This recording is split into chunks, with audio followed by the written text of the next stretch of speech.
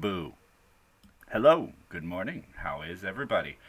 Uh, let's talk about something before I start the show today because it has been on everybody's mind. But before I get into any other business and conversing about other things, let us say hello to the chat. Welcome back, Vanilla. It's been a while. Data, nice to see you in here. Reaper hanging out before everybody else, and Daryl joining us. It is nice to see everybody. I have a Hangout open if anybody sends me a message. I also am in the Discord. Oh, wow, that sounds different. I guess I need to talk over my mic. I'm also in the Discord Great Debate showroom if anybody wants to hop on, and audios are working today. I did restart before the show, so we'll see how that goes. But moving on, I have been trying to look into a little information about this YouTube shooter, this 39-year-old who had 4 YouTube channels, a Facebook page, 2 Instagram channels, and a few other profiles that I cannot get into any of them because they're all shut down. It seems amazing that somebody does something that is in no effect related to their online persona, and every institution goes through and shuts down all of the stuff that's online for them. Any profile, any information, all pages, all videos, unless they were ripped before they were shut down, are gone. So, with that said, there's a lot of dead ends on her. And I guess what her biggest complaints were that I've been able to track down is that her YouTube page, which had exponentially grown over the last month, almost doubling her view count in 28 days, yielded her 10 cents on the revenue, as well as the fact that over the period of a few months, which she has screenshots of on her webpage, which is still up. Yes, her website is still up. That's where I got some of this. Again, her website leads to a lot of dead ends because all the other places have taken her stuff down. Apparently, for 300 and some odd thousand views, she made 10 cents. And for exercise and workout videos, she was relegated to adult only while wearing, honestly, full workout attire, not skimpy workout attire.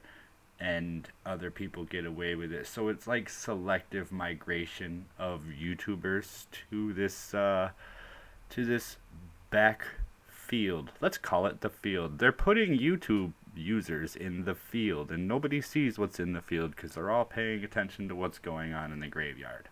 So, with that being said, anybody who listens to me who has a gun, please don't go to YouTube. It probably won't end up well. I think part of what is spiking the controversy, though, is she does have a few postings and things that I was able to see and read that basically says every type of government has some sort of dictatorship layered in it, and that we are all under the rule of the government, something like that. To her point, she's probably correct. But not in the way she was putting it, maybe. I don't know. And because of those statements, all of her stuff is gone. Yes, cancel your plans. Don't come to America right now. Certainly don't go to San Francisco. Don't get shot at YouTube or you'll end up in the Zuckerberg hospital. I thought that was also funny. So, with that, let's set up to load the board, because that's why we're all here, isn't it? I think.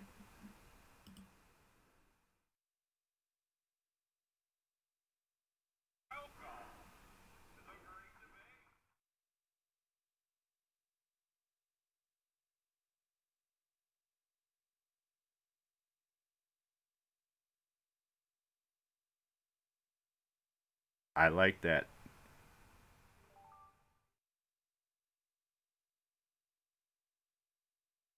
The world is a dangerous place to live, not because of evil people, but because of the people who do nothing about it. Einstein. Be sure to put bullets in your guns. 82% of our crime is illegal firearms, and then it's fatalities. Board, sound gone. Actually, it cut out for a minute there. I'm not sure why. I'm not actually running that much. I think it's time to go through and clean up my computer this coming weekend and get rid of the junk that I download. There was something else I was going to say. I was watching something after I put the board together about the Z and the Zer and the Co, but I don't really want to go into there. Hit the PC. That's right, hit the fucking thing. I tried to hit it because you guys can't hear this. Let me turn my gate down. Do you guys hear that little background noise, or is it just me? My computer is... Oh, the quote was on her site. Really? I didn't get that far. I tried to peruse through as much as I could find this morning. I was also paying attention and hanging out over in Suits chat and tempted to jump on, but I have kids. My mic is just... Sorry, guys. Look, we'll just turn it this way. I tried somebody's tip with a sock on it, so if I go to the side of the mic, it sounds funny. I have you on TV. I hear no back noise. Oh, so it's just me that hears that. I'm still going to turn my gate back up to like 0.7, 0.8 to get rid of it when I'm not talking. All right, here we are. We're looking at the board. We are looking at this board. What are we going to talk about on this board? Dun dun. I need to get that Jaws sound effect. Why do I not have the Jaws sound effect? Because I didn't write it down. Oh, also, while we're waiting for a topic, tomorrow's show at 2 p.m. Eastern Time, 11 a.m. Pacific Standard Time, I might, it's not nailed down yet, but I might have the Beard Bury-In, which will be a treat for myself and all of my viewers. And on Friday, for the 9 a.m. show, Eastern Standard Time, 2 p.m. Greenwich Mean Time, I should have Sir Adamantine. So, I am trying to get more people, guys, so bear with the days when I don't have people. It is up to the chat. What would the chat like to pick today?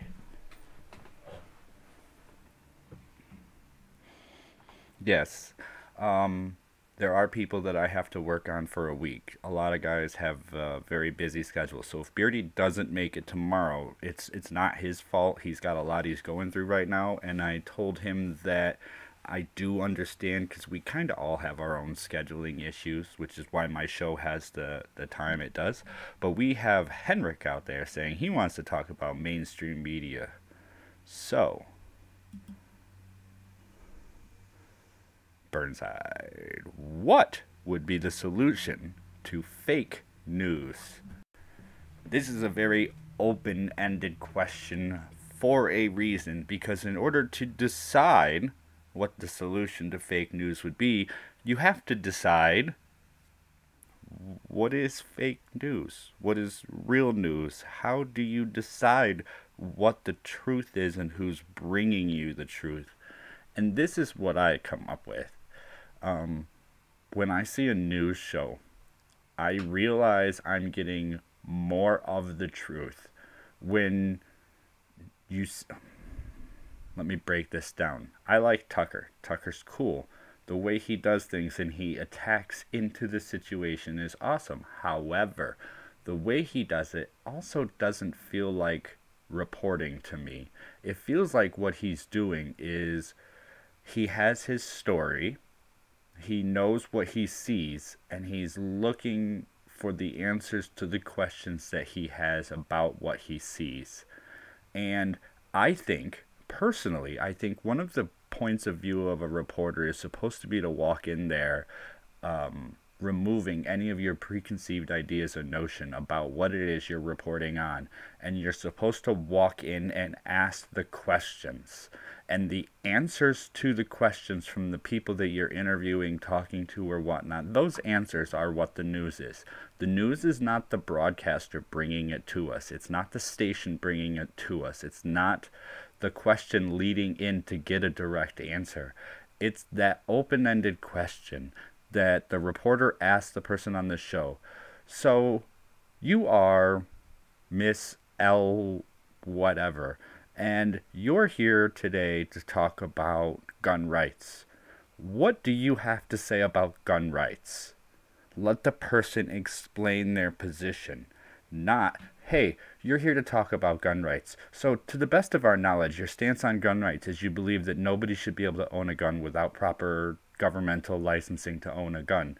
Why do you feel this way? No, you just led that conversation in a specific direction.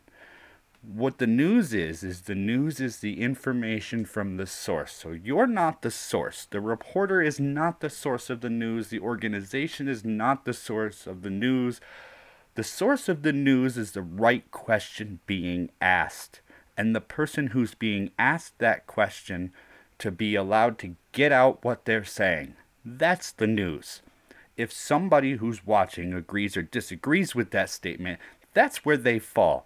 When you lead the statement in with a presumption or with leading information to kind of show a side, you're already painting on the person who's trying to paint themselves. You're pushing that narrative. And if the question leads in saying, so you believe in this, why do you believe in that, as opposed to, so what is it you believe in? Hold on. There's a big difference between trying to say, this is what I see, explain that to me, and going, explain to me what you see so I can compare it with what I see. And you guys know me. This is how I approach debates. This is how I approach a topic.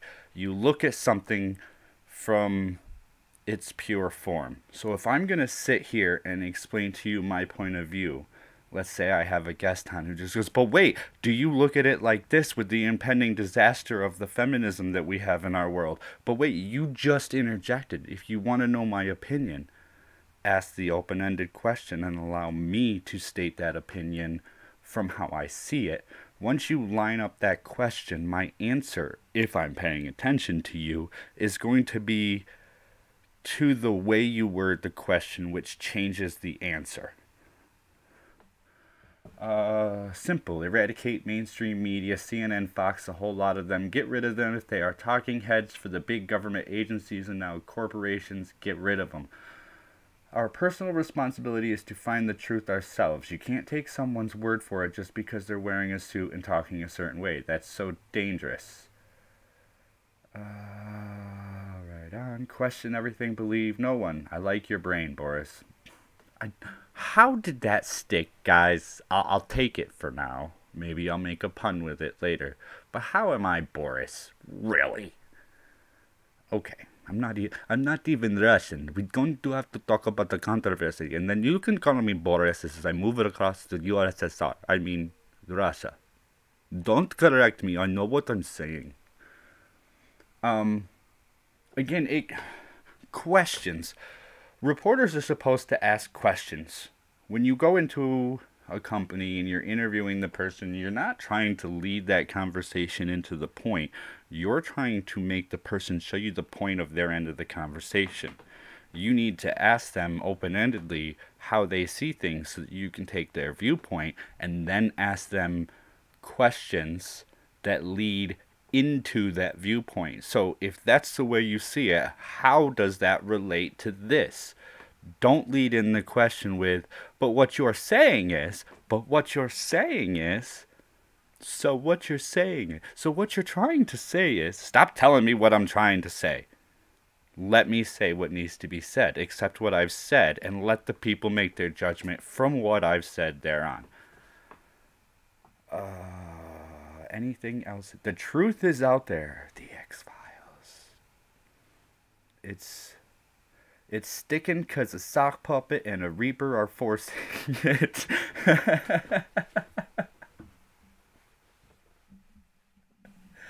All right. I guess I'll be Boris for a while. Maybe I'll change my name tag on the podium here to Boris. We'll confuse people next week. All right, here we are. We have the board again. We have this wonderful board. A couple of these topics are changing, but the problem is I don't know which topics to change. And In my previous poll, I have a request to add a topic for new creators, so I've been trying to go out and find new creators. And I haven't found enough to make a topic of it yet, so we are getting there. I guess I have to narrow down or figure out exactly what my parameters are going to be for that. But crime. I've thought about crime and going through statistics and averages. You know what? Let me write crime down in my little notebook. Topic idea. Crime.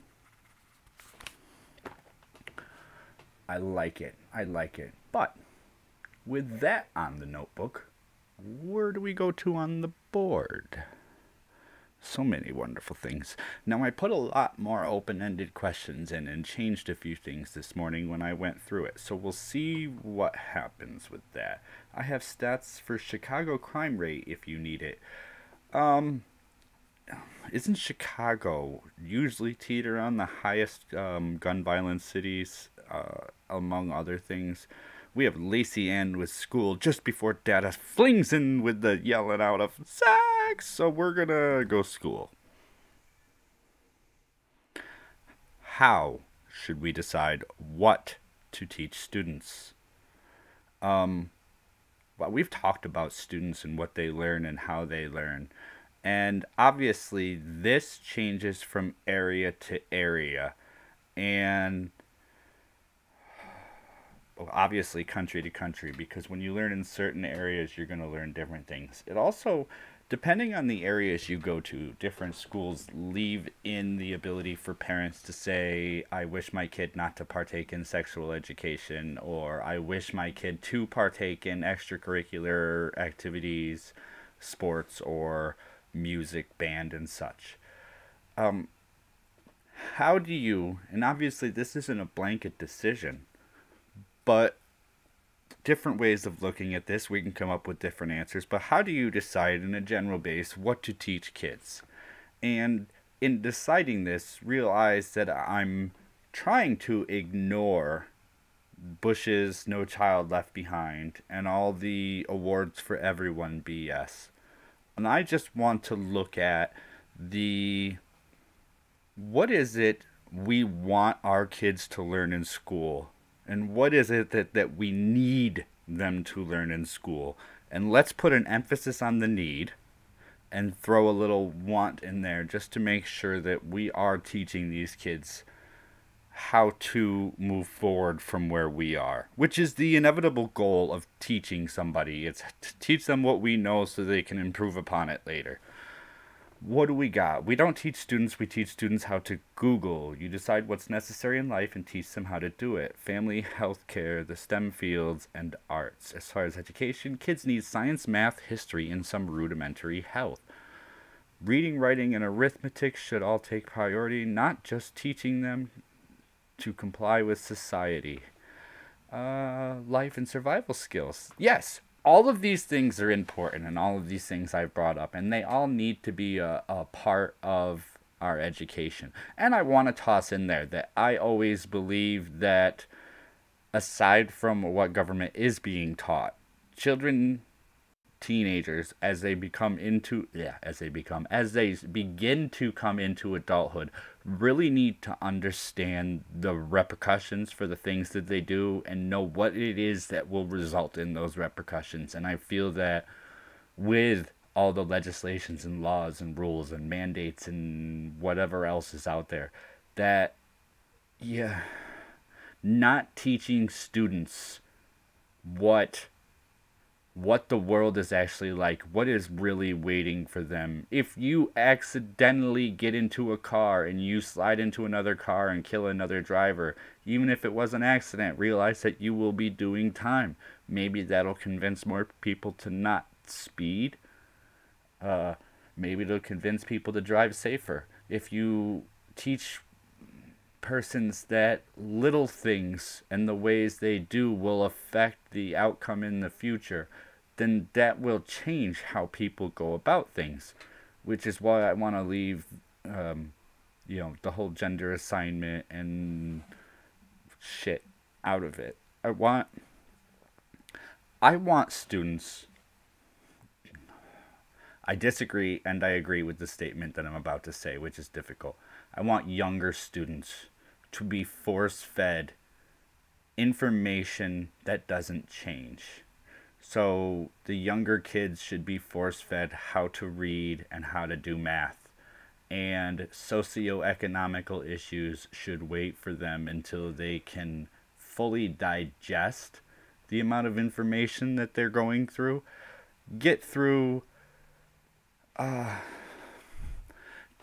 knowledge that we know, that we have a certainty of, and then start teaching them this is how the world operates. Take this knowledge that you know, push forward through this social construction that we have, and how do we move through? These are the things you're going to need to know for life. Here's a few basics. You know, when we were cavemen, we learned how to make fire like this. When we learned how to spin cotton, it was like this. Original printing presses were like this. These are the methods we used to come up with this. This is how this was created. And by the way, here's the world. You know how things were made. You know how math is done. You know how science works. Here's the world. Make it better. Not, okay, we want you to be polite. We want you to be nice. Don't harm anybody. Don't argue with anybody. Don't contradict anybody. We're not offering the right plateau for advancement in school. And it's funny, let's compare this to Star Trek. When you look at children on the ship on Star Trek, they can quote science and mechanics and math to you as children in the show. Granted, it's all verses and words and scripts and things that people are learning, but the children on that show are force-fed that information, so by the time they're 10 and 12, they know math, science, and mechanics like the back of their head. So if we take that force-fed set knowledge we have and get that in there by their 10, 12 years old, that's locked down. Then we teach them, by the way, there is more to the world. Here's 30 different languages to choose from. You need to pick one from this list that the school offers. Most schools offer 1 to 2 secondary languages, sometimes 3 or 4, depending on the size of the district. Then you teach them about, okay, by the way, there's laws, there's rules, there's repercussions, there's things that are going to happen in the world that you need to understand, because, by the way, if it happens to you incidentally, accidentally, you're now involved, and you should have an idea of what it is you're involved in, not get into an accident, end up in the hospital, end up in court. You know, 19-year-old, 18-year-old kids doing 90 on the highway, which I myself did, don't always think about the negative effects that could happen. So let me get back to the chat as I ramble on. I taught my son basically everything he needed to know for school, and they don't know how to deal with him. Yes, right on, good point. I try to make good points. If they're bad points, identify which ones are bad, and we'll discuss it for me, please. Other countries do teach children way more than the U.S. Yes. And again, it's no country specifically teaches in any one way. Everybody has their own way of looking at it. So education changes from country to country. Within the country, it changes from area to area based on how people live. German and English got taught here. I know one of the school districts near me teaches Latin, German, Spanish, French, and Dutch. The school district my kids were just in only teaches French and Spanish. There are a couple other districts here that teach like German. I was lucky enough we had a hearing impaired girl in school, and she and her translator taught an after school class on sign language, so I learned a little bit of that. It's just a matter of, again, where you are. If you're in France, then they're probably teaching French or English as a second language. And if you're in America, we're teaching you, for the most part, French or German or Spanish as a second language. So that's slowly changing if you haven't watched the news. But it does. It changes from area to area. It changes from state and country. It's not set down. But generally, if we want to advance, There is a way to advance, and it's by making sure that the unchangeable facts that we know right now, math and science mostly, are force-fed and crammed into these kids at a young age. And then on the 6 to 8 years before they become adults, we start cramming in the rest of the world to them. It may not all make sense, and they may be able to change it in their time, but I think that's where we're screwing up, is we're trying to teach math from 4 all the way up to 18, and then we're trying to teach science from like 10 to 18, and then we're trying to teach government from 13 to 18, and we're trying to teach this and this and this and this, and if you could just get kids to nail it down and then use it and apply it in other things, you'll be fine. Yes, how about we keep politics out of school too? Unless it's in history or sociology, we need to avoid indoctrination and all the INGSOC nonsense. Again, that's why I think you should wait till older years. Once kids have developed the ability to make rational cognitive thought on, things that we all can accept as a lot of the world can accept as generic. Science and math don't change regardless of who you are, what you look like, or what planet you're on. These are the things that we know are inherently true. So if we start our foundational education on things that we know are true and then work up to the socio-impacted items like history, current events, teaching you the laws and things like that, how to survive. If we wait and start teaching that in clumps as they enter ages that are appropriate for them to learn this stuff, maybe they'll learn faster. Maybe they'll learn better. Maybe we can identify problems with education and it won't look like indoctrination like we're all starting to see. Again, more rambling. I like to talk about important topics, and I tried to generalize them so that they could be talked about. Here we are. We have a board. Learn some logic. Yes. Wouldn't it be awesome if, a 9-year-old could quote you statistical logic? If a 9-year-old could quote you statistical logic and probability, and then you taught them about what happens around them in the world, I think they might understand outcome a little better. But you don't teach statistics and probability until they're 17 or 18. So how are kids going to understand the outcomes and the probabilities and how to expect and take care of things? It may seem dumb, but statistics and probabilities, while semi-advanced math, if we can relegate that to children's math, then everything else we can teach them from there on will only make us as a species smarter as generations learn. We got to build a foundation for education on unchangeable facts. Logic would be good for youth adults. I would say 10 years up. Yeah. Interesting. All right, here we are. We have the board. I'm trying to look around and see if I'm missing anything. Twitter's still clear. Nobody's in the green room. Yeah, logic and probability can be taught with math. Almost everything can be taught with math. Statistics, errors. Think about most facts change over time. 4 plus 4 will never change. You can hop in the green room. Feel free. I'll watch it for you if you do hop in. I think my Discord's working today. I ran a few tests before the show. What else is there? Turn all education into a huge video game. Awesome idea! Virtual reality education. Then the parents can program what their kids need to learn. Awesome. We'll let the chat pick something while you fill and drain at the same time. What would the chat like me to click on next? Maybe we'll lock him into a topic when he jumps in here. We'll be rambling about something he doesn't want to talk about, and we'll make him talk about it anyway. Like that'll happen. Come on, guys. Pick something. I want to play with the board. Where are we?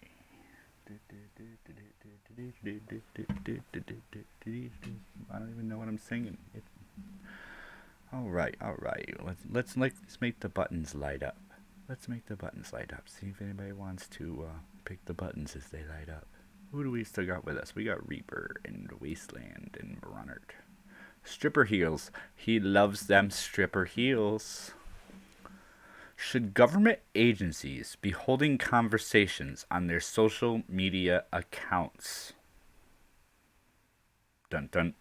Hey, does anybody know where this one came from? Maybe Scotland? Or Britain? Or maybe even America, on both sides of a conversation regarding ICE. Everybody's heard this.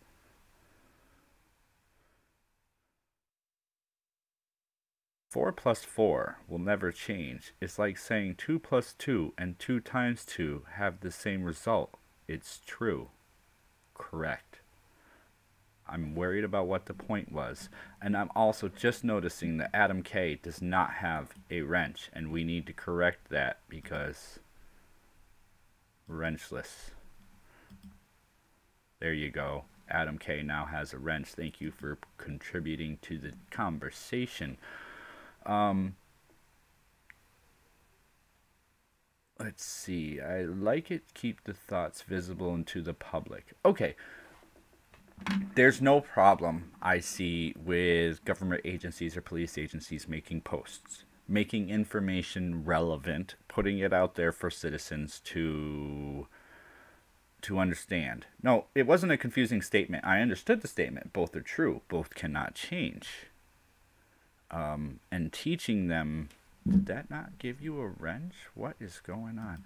And teaching them about these first will allow them to make better decisions in the future.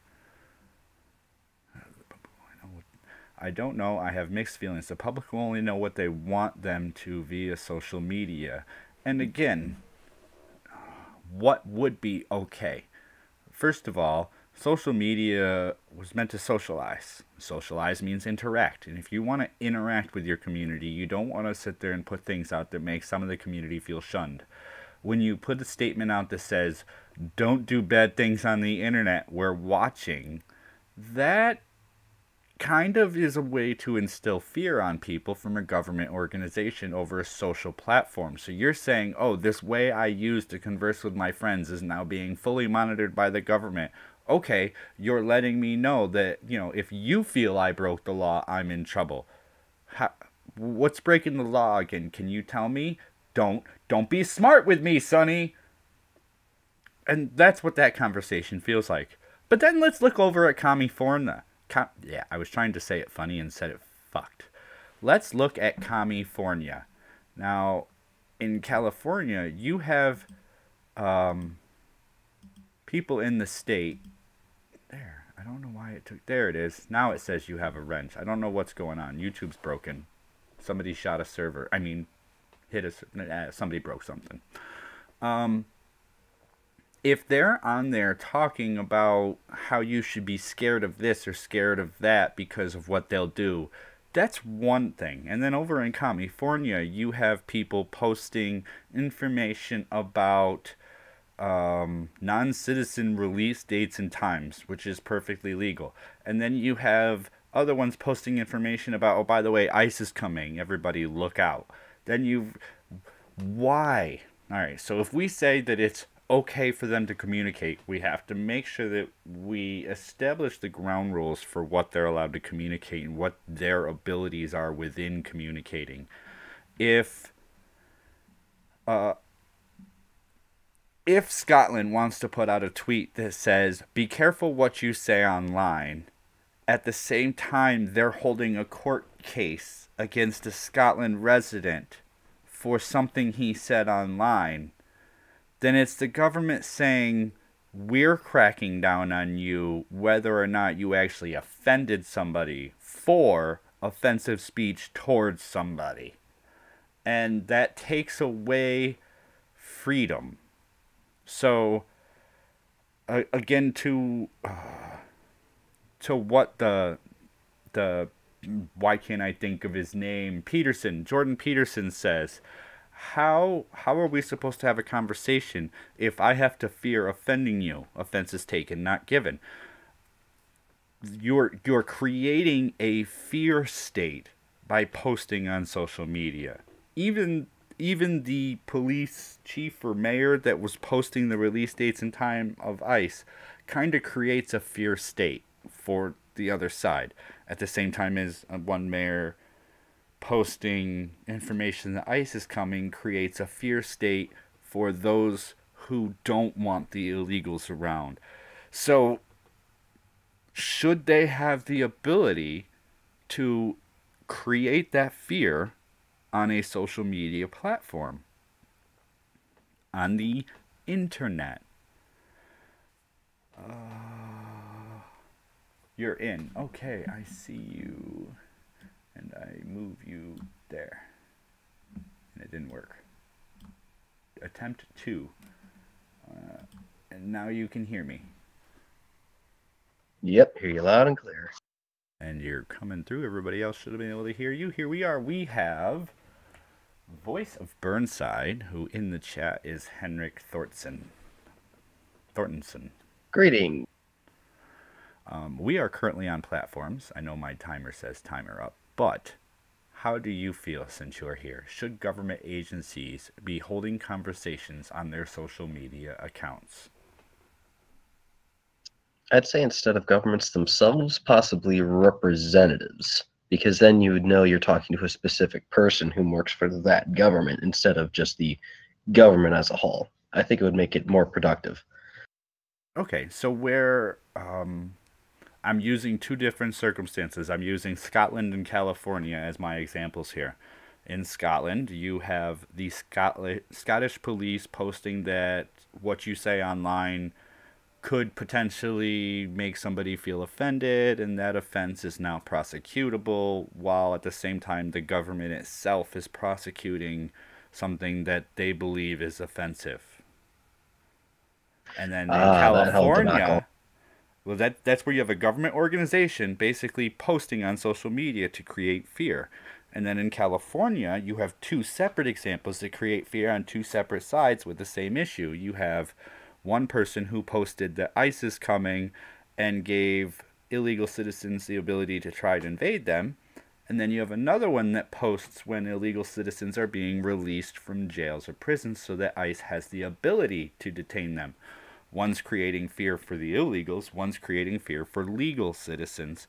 And you take all these together and go, should they be able to post at all? Because their posts are causing fear. I would say that in the case of, as far as trying to go and push particular narratives, as far as this speech is allowed, this speech isn't, we're going to criminalize this person, not that person, things of that nature, they should have nothing to do with. As far as saying this person got out of jail, or hey, you know, ICE is coming, run, things of that nature are particularly illegal that people shouldn't be dabbling in. That's why there's a thing known as a Freedom of Information Act. You know, if people want to go and let somebody know, or somebody just says, hey, you know, what about so-and-so who's incarcerated here, or what about the case of, you know, Mr. Dankula or someone who else got, you know, into a similar situation for things of this nature, they should go through the FOIA system instead of social media, because that creates a whole panic. And definitely want to avoid that. And when government gets too big for its britches, social media winds up turning against it, and the more it controls it, the more problem it causes. So as a whole, it's just government in general just needs to take a step back from that, and people that are trying to use social media and the likes for just trying to skirt around different things, not a smart idea. It's wrong on both ends. Yeah, and it's a hard topic to have, and I left it pretty open. Data Wasteland threw in the only thing to fear. No, let me try and do this. The only thing to fear is fear itself. Not bad. ICE is, I want to say, I think it is immigration crime enforcement. Not 100% certain on that. I believe you're correct, though. Thanks for the Y'all, I want to hear it all. No more secrets. So Data Wasteland believes that everything that happens should be posted on social media. If that was the practice, that would be different than this specific posting. So calling out certain things specifically, or saying something like, hey, we're cracking down on interpreted hate speech. That's too open-ended. Once in a while publishing certain things, that's saying, well, I can, and I'll use the power when I feel like it, but I'm not going to do it on a regular basis. Everything being posted all of the time. So-and-so is being arrested on this date and charged with this crime. So-and-so is being released on this date at this time because of this, whatever. If all of the information were out, that would be better than this selective, we want to crack down on hate speech. This is how we are going to do agree. this. Be scared. Instead, post, this is the hate speech law. It was initiated on this date and time. It pertains to this. Move on. Just bring us basic information and stop trying to be in charge of the information is what I'm saying. I agree with that. If anyone wants to try and, take it this way, that way, yeah, I agree completely. Just, put it out there. No narrative, just this is what it is, and that's how it is. Yeah, and that's the best way. The way I see them doing it doesn't feel appropriate. It just feels like they're trying to create a fear state, or unintentionally creating what could be perceived as a fear state in the area that they are. Yeah, I agree. It's pretty Orwellian. It's the whole Inksock 1984 stuff. Yeah, bad idea. Yep. All right, we're back at the board, and I have somebody to pick a topic. Oh, you can't see the board, can you? I got it. All right. I just muted the stream so that I could still watch it in live time.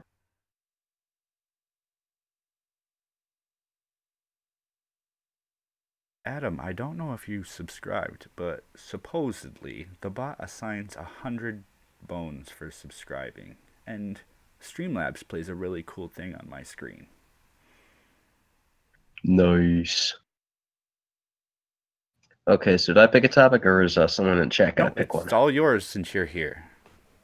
All right. Let's see here. I'll go with, since we're just talking about it, government. Government. Should other countries have a say in or fight the blockade of non-citizens from entering a country? I would say they should only have a say so if they are attempting to go from the one country that of which they're trying to get into their country. Because I know this has kind of become a problem as of lately, where a whole bunch of displaced people from all sorts of wars and conflicts and nonsense, and generally you can't make a house out of a foxhole that's being bombarded all the time, or that different soldiers are running in and out of for cover. But for the massive flow of people we have going about, I do think it has become something that is regrettably necessary, because you have to be able to figure out whom is the actual citizen and whom is the fighter per se who's going around. Because naturally, if people are fleeing an area because of conflict, we want to know that they're actual citizens. We don't want any provocateurs, spies, agents of any kind getting in and causing more havoc, like how I've seen with Sweden and other countries in Europe. Let's use the shooting yesterday as an example. Anybody who saw any live coverage of people coming out of the building, what was everybody doing? Hands above their head until the officers frisked them to make sure they weren't responsible for the crime that everybody was there for. So if war is happening in a country and you have a whole bunch of people leaving, a couple of them might be soldiers that went, you know what, I'm done fighting, I just want out. But they're trained. They're possibly corrupted. They see things a certain way. Or you could have, what are they called? Insurgents? Insurgents, people that they put in those crowds just to be able to get in and spread that to somewhere else. Take that as you want from all these war countries. You have people moving through one country, through a second country sometimes, into another country, and you have the countries they're traveling through going, no, they're not staying here. They're on their way to you, and you're going to take them. Yeah. Regrettably, that's the thing that's going on a whole lot now. And yeah, you've just got to know who's who before you let them in. And you're right. We can't have this whole gateway thing where it's like, well, I'm not going to take him. You're going to take him. Well, what do you mean I have to take him? Well, I'm not going to take him, so you got to take him. Well, I don't want to take him. Have the other guy take him. Yeah. All right. Well, who's going to take these? You know, it's not. It just winds up making a circle of trouble, a whole full circle of trouble. Right, and it ends up involving the war-stricken country that people are leaving through. It ends up involving any country they pass through, and then it involves the country of their final destination. So, as an American, let's take Central America. 3 countries away. There's war-torn issues. People are living in poverty, having a hard time surviving. But they're not headed to the next country looking for asylum. They're not headed over the border. They're not headed over the next border. They're going, well, America looks great from here. Let's do our best to get there. And then the countries in between are going, okay, don't stay here. Keep your asses moving. We'll let you through, but you can't stay. Here's how you get into America. Here's what to do once you get there. Here's how to make sure you'll be okay. And then apparently I saw a report that says there's freelance companies and individuals that are driving through the deserts that people are intending to come through, dropping gallons of water and supplies and canned goods and things that they're going to need to survive, to try and prevent them from dying in the desert. Yeah, it's been that whole end of people coming in from South America and everywhere else up into our border. There's been a whole mess of things going on. There's people trying to do the humanitarian thing. Then there's cartel trying to send hitmen and their own soldiers through the border to try and get, other things done in that. And then there's a whole bunch of people just trying to get a decent shot at life. And the problem is that you those don't know countries which down ones there those are. Yeah, those countries are really diverse, and they're, there's it's not just Mexico, it's not just Chile, it's not just, it's a whole bunch of countries. It's like, this is way too many people. We need to sort everybody out so we know who's who. And on top of that, it's, there's only so many people we can help. Dear God. Right. Bronert threw this in here, and they're about to meet the military at the border.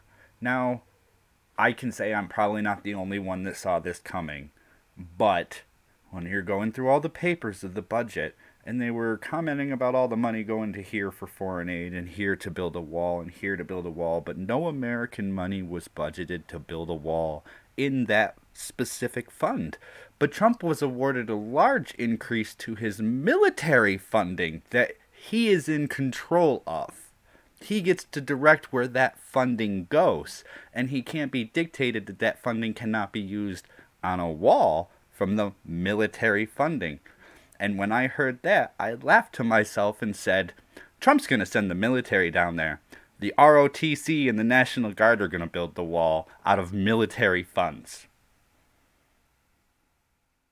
Might be a decent idea, because I know he's been trying really hard, but a lot of agents in our own government have been very much against it because, right. Funny little thing. Yeah, they like that spread coming over here because they can really abuse the hell out of DACA and other programs. Just go, all right, here, rubber stamp you, come in, vote for us, be our slave. Just say you're an actual citizen. Okay. Now here's your check. Here's what you got to do, and they literally put these people on a whole vote plantation. It's just taking advantage of these poor people coming from these other countries, and it's So this is where the question was kind of derived from. Bronner said, and they're about to beat the military at the border. So Trump is sending the military in to patrol the border and give ICE assistance to protect our national borders. That's, by the way, what the military is actually for. Okay.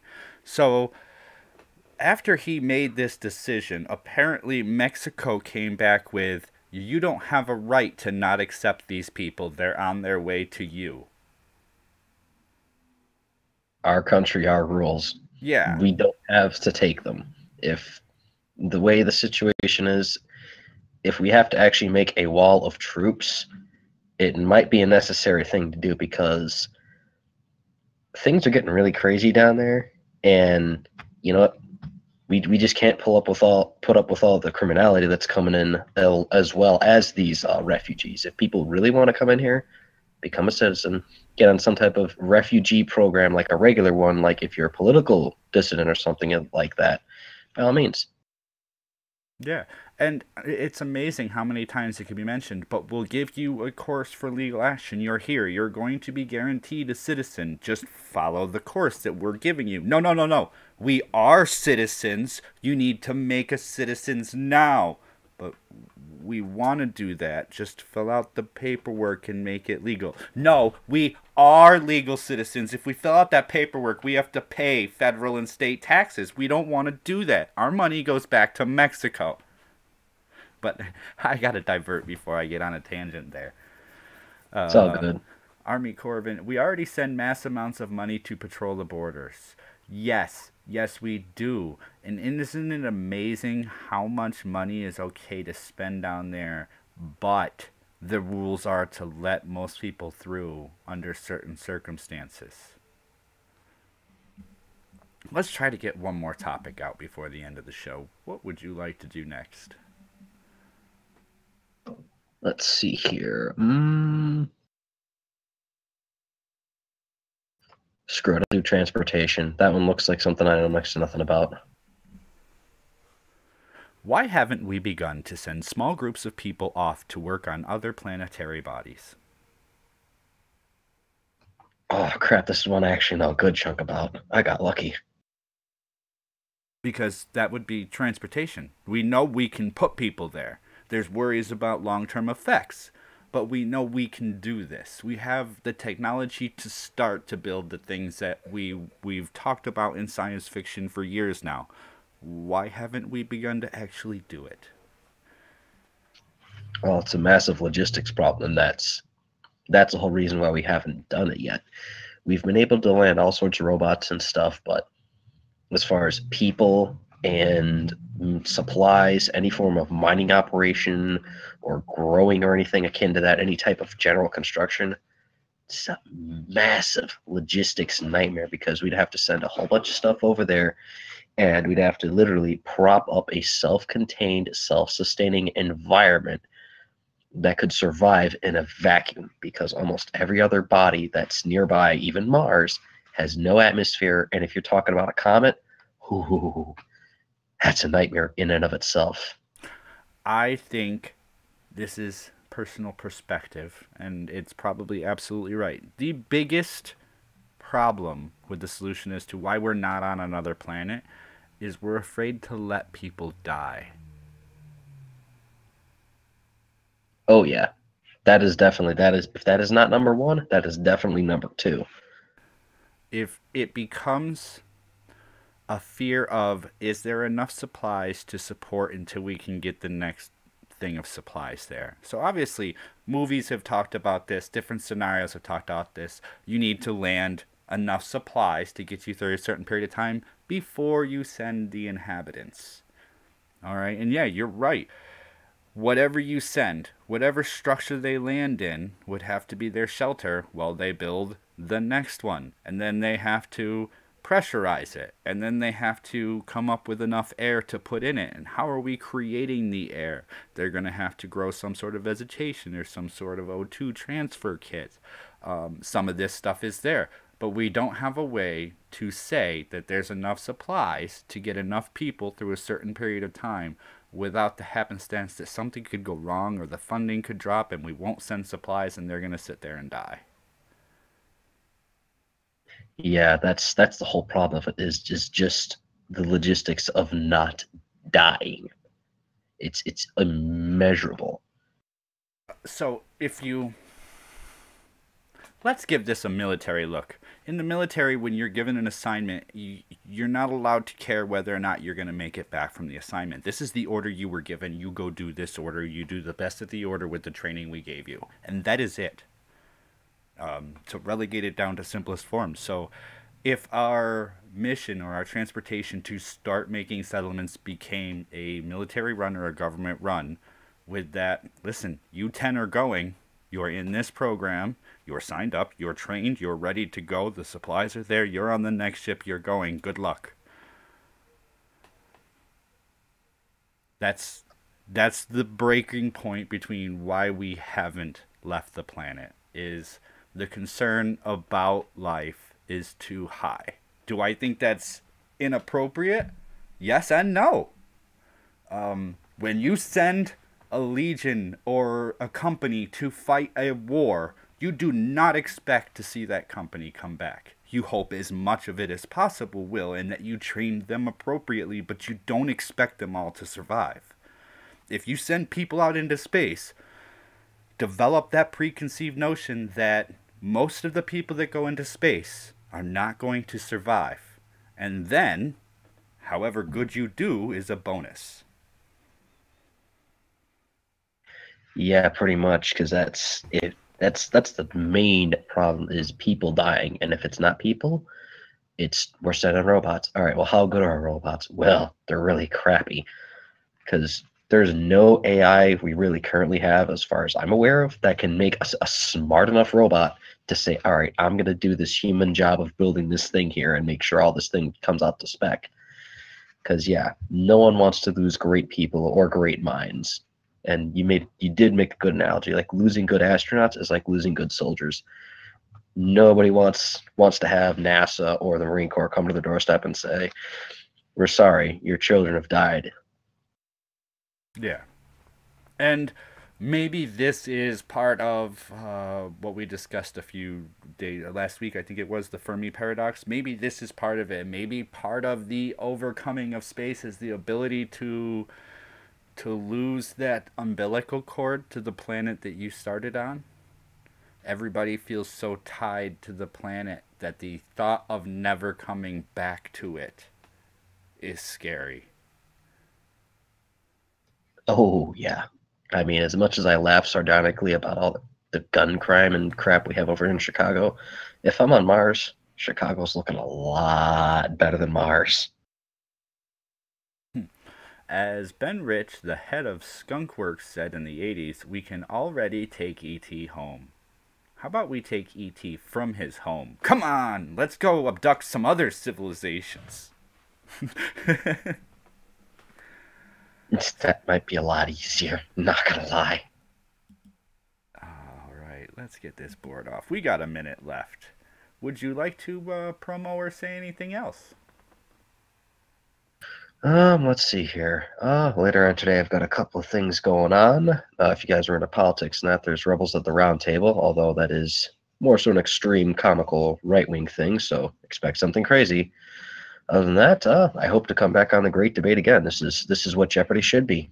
I hope when I get to be 80 years old and get ready to die, Jeopardy decides to make something like the Great Debate, or better yet, the Great Debate becomes Jeopardy. You never know. That's awesome.